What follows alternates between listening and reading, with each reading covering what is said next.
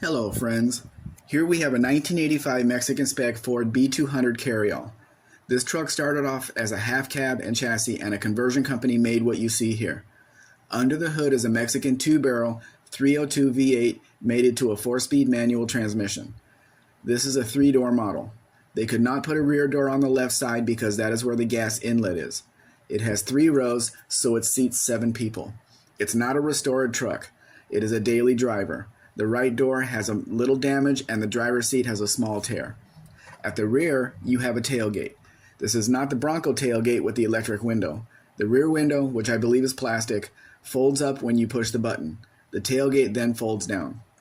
The rear of the truck is much more square than the barn door models. The style is a matter of taste. At the front door, there's a grill guard. You can push your way through anything with this truck.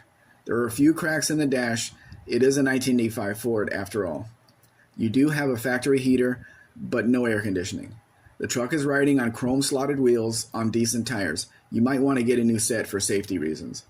If you have any questions about this truck or the importation process, please let me know. We can now offer U.S. delivery. What this means is we can ship the vehicle to Jacksonville, Florida, and you can pick it up there or have the transport company deliver it to your door.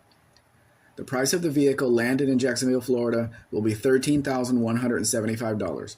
Remember, the price includes the fees for the shipping to Florida. Please ask for the price of the vehicle delivered to the Nogales border. Please let me know if you have any questions about that process. You can see more Mexican vehicles at mexicanspec.com, and if interested, please read the procedure link on my website to learn more. Please like, share, subscribe.